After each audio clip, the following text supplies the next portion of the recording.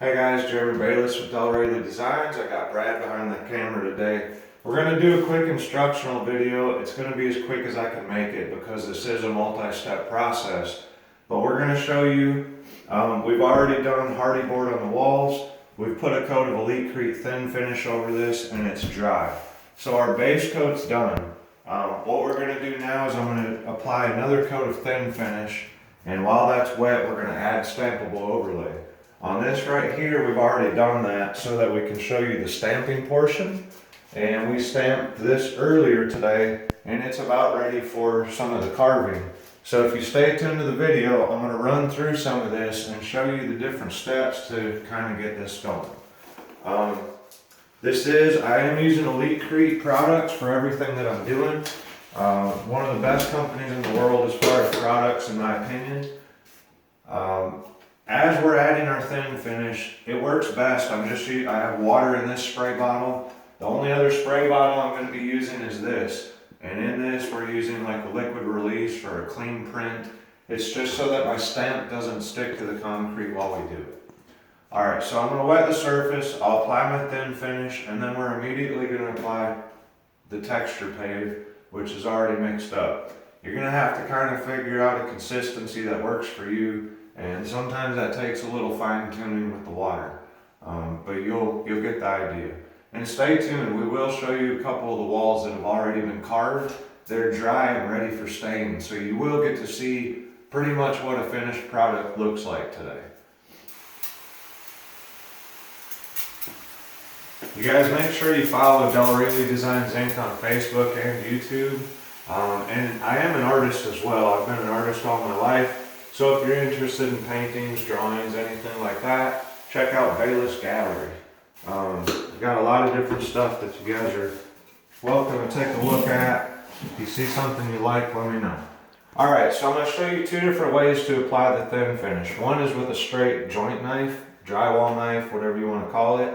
And I'll also show you with a notch trowel. I usually work faster with this, but on certain angles, the notch trowel comes in very handy. So it's something you just have to figure out.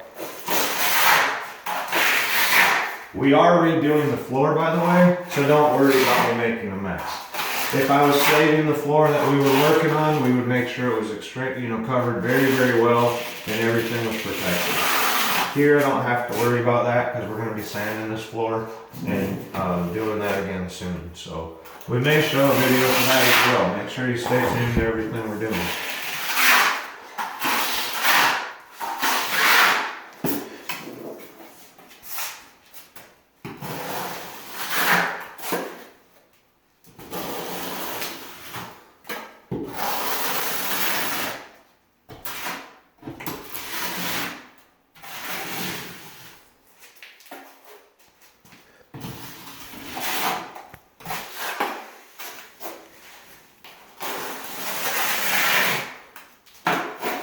Alright, so it gives you the general idea of what I do with the drywall knife. I come back, smooth it out, take off any excess that we don't need.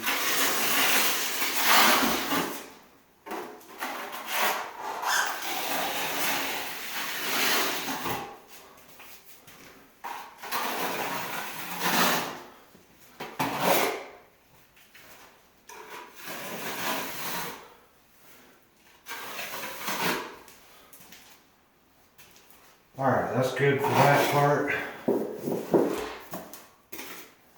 Probably should have done the notch trowel first, but we'll make it work. A little easier to work with a notch trowel if you have a full pan. It is tricky to get in there, but same kind of thing, just work your material. It's usually best if you can go from bottom up because you're not fighting gravity that way.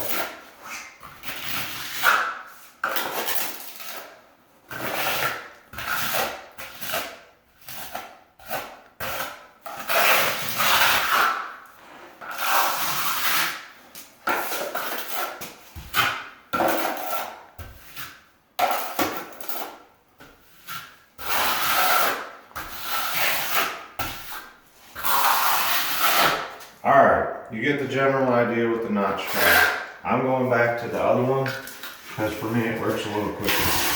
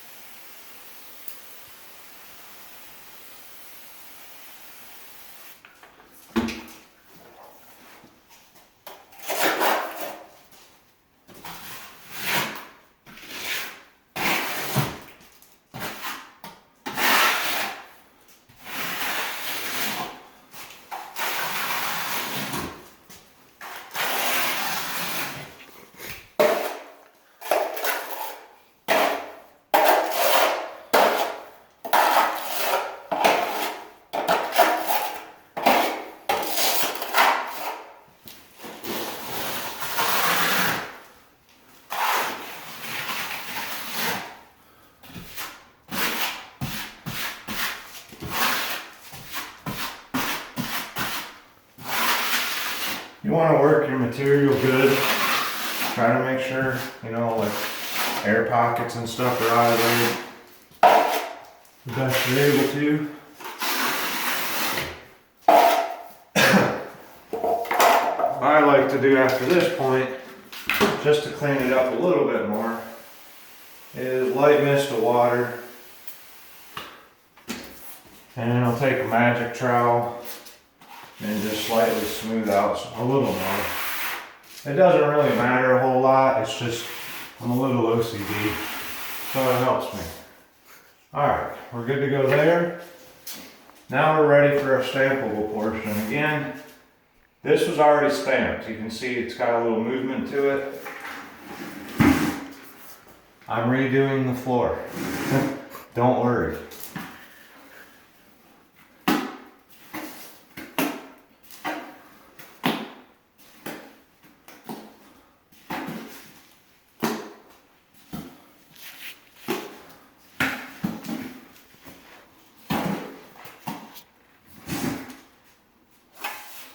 Alright, for your stampable overlay, you want anywhere from 1/8 to 1/4 inch because you want to have some substance on the wall, but you don't want it too thick where it's extremely heavy.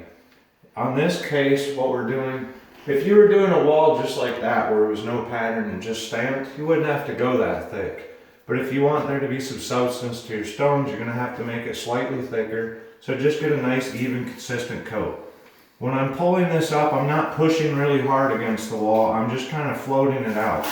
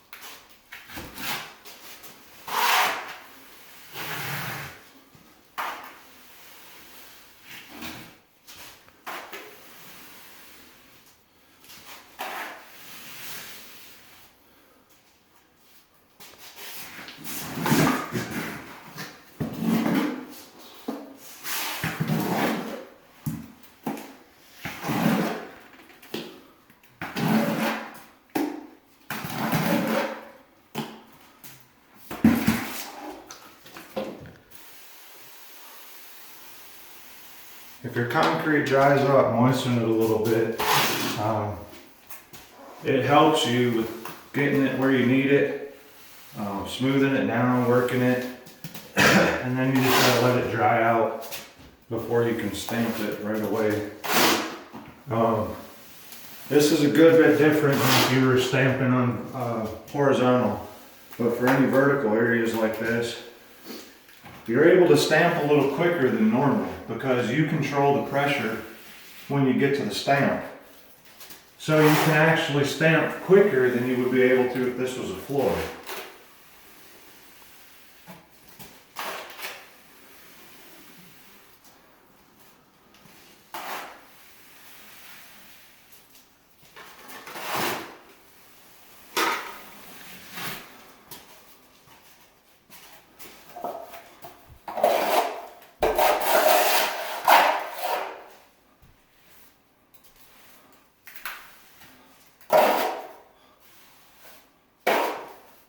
I'm messy, but I cleaned it up, so don't worry.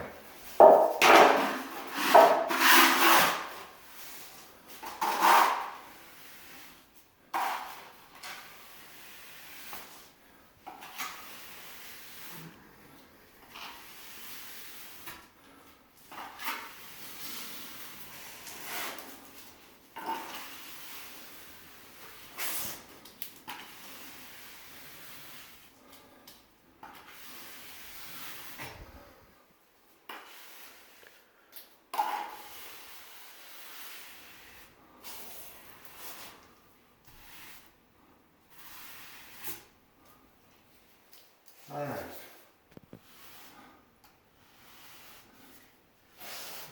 We're pretty nice and even. Try to not get shocked. And we'll clean that up in a little bit. It'll clean up when I'm done. It'll just kind of chip off of those areas. When I'm carving, I do all my cleanup when I'm carving. So you'll see again what a finished wall looks like that's ready to stain in just a few minutes. We're almost done with applying this. This is as far as I'm going to go. Now we'll step over in just a second and start showing you a little bit of the stamping, and after that the carving. So we're getting there, I promise. It's not just a real fast process. It does take multiple steps, but if you do it right, it comes out absolutely beautiful. Every job, we freehand everything. We're not using like pattern stencils. We're just using Roman slate texture stamp for the texture part of it. Outside of that, I freehand carve all the stone design and everything else that we need for a part of it. All right, that's good enough for that. Done with that. Alright, now let's go. Again, we already did this earlier. You kind of want to check your wall. We still have some good stampability there. So, again, liquid release. You want to spray it all over your stamp. And you want to spray it all over what you're about to stamp. This is going to keep your stamp from sticking to the concrete and pulling it off. That is a big problem if you stick to it. So you can be liberal with this. If you go too much, it is going to soften your concrete a little bit. So you just got to be careful. Again, on the wall, you control how much pressure you're putting. So it's completely up to you how far you go.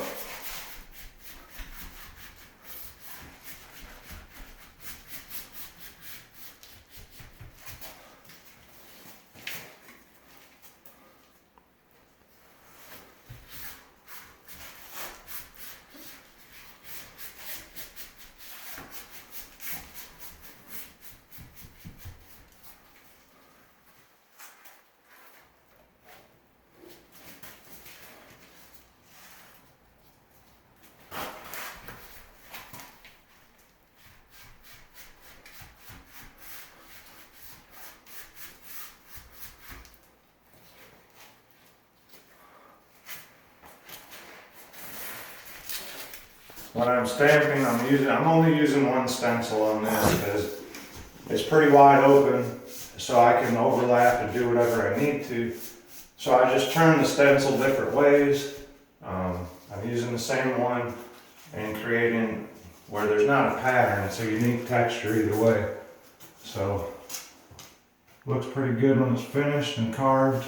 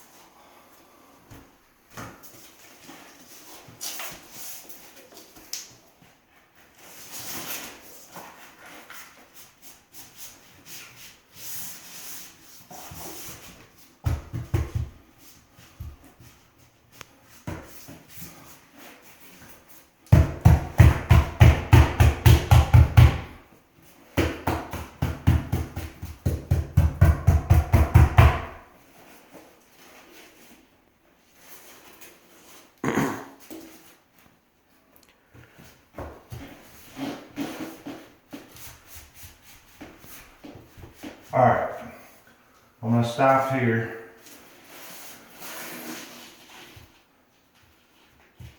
Got a little bit over here yet. But I've shown you enough of the stamping. I can switch over, show you a little bit of the carving. And when we finish with the video, we're going to continue on stamping the rest of this along with the rest of the wall. We still have about 10 feet left after this to go.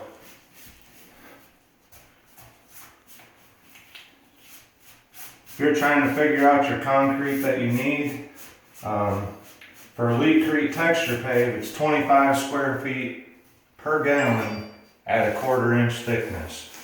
So on a project like this, I kind of vary between 1/4 to 1/8 of an inch.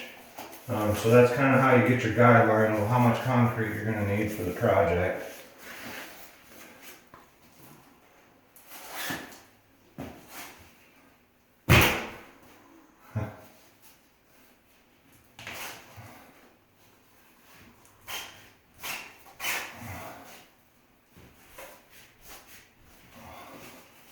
Alright, so like right here, it's slightly thin.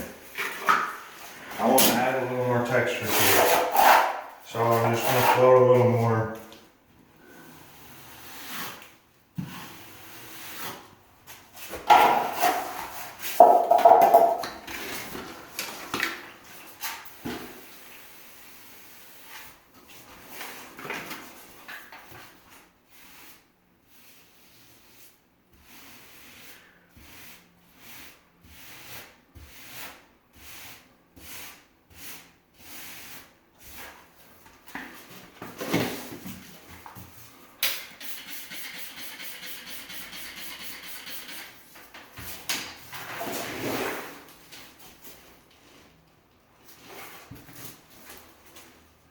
There's a certain side of my stamp I like. That's what I'm looking for when I'm doing this. It allows me to create a valley pretty easy with it.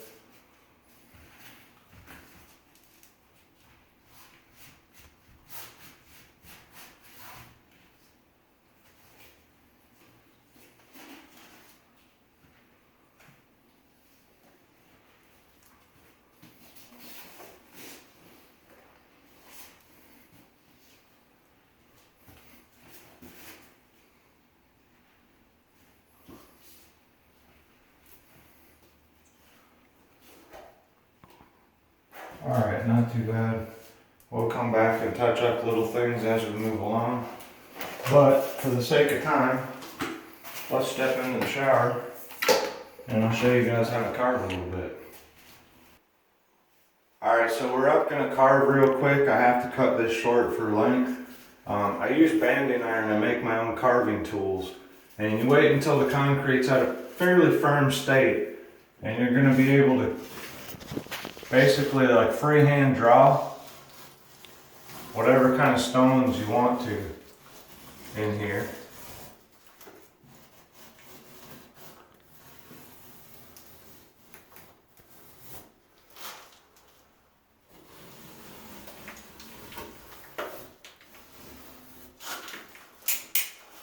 So again, for speed, we're going to speed this up, but you start carving and Brad can show you the rest of the walls that are finished already so you can see what it looks like when it's done. That's all ready for stain.